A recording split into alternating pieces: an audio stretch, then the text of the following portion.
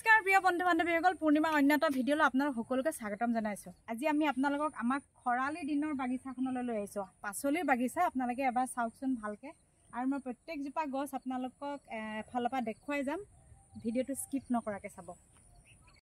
এই বাগিচাখন মই আপোনালোকক আগতেও এবাৰ দেখাইছিলোঁ, কিন্তু তেতিয়া বাৰিষা ছিজন আছিল আৰু এতিয়া খৰালি ছিজনত আমাৰ এইখিনি হৈছে। আপোনালোকে চাবচোন দেই, এইজোপা হ'ল দাংবডি গছ। আমি ইয়াত দাংবডি বুলি কওঁ, আৰু আপোনালোকে কি বুলি কয় জনাবচোন। বহুত ঠাইত এইজোপাক লেচেৰা মাহ বুলিও কয়। আপোনালোকে কি বুলি কয় কমেণ্ট কৰি জনাব হা।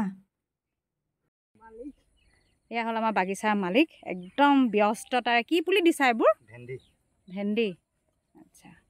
এইখিনি গোটেইখিনি মানে ভেন্দিয়ে হ'ব ন? এইখিনি হৈ গ'ল ঢেৰুৱা মূলা, আৰু ঢাপতে এয়া হৈ গ'ল অমিতা। বাৰিষা দিনৰ যিটো ভিডিঅ' আছিল তেতিয়া আপোনালোকক এইখিনি দেখুওৱা হৈছিলে। এতিয়া ডাঙৰ হৈছে, পকিছেও, বহুত লাগিছে, বহুত বিক্ৰী কৰিও দিয়া হ'ল। এইখিনি হৈ গ'ল ৰঙালাও গছ, আৰু ৰঙালাও গছৰ পাতবোৰ দেখা পাইছেনে? বগা বগা হৈ আছে।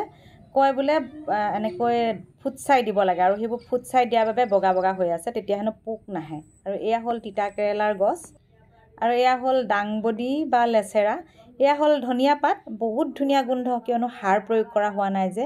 আৰু এই ঘৰটোত গুটি পচোৱা হয় দেই। এয়া হ'ল বীজ জলকীয়া গুটি পচাইছে।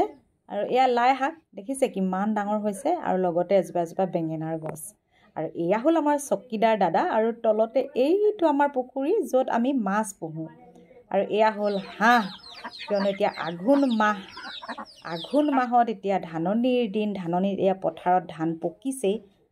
এতিয়া ন খোৱাৰ বতৰ, হাঁহ খোৱাৰ বতৰ, মাছ খোৱাৰ বতৰ।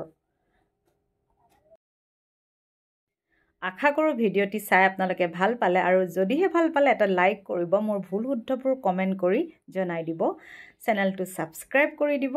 ভিডিঅ'টো শেষলৈকে চোৱাৰ বাবে আপোনালোক সকলোকে অশেষ ধন্যবাদ জনালোঁ।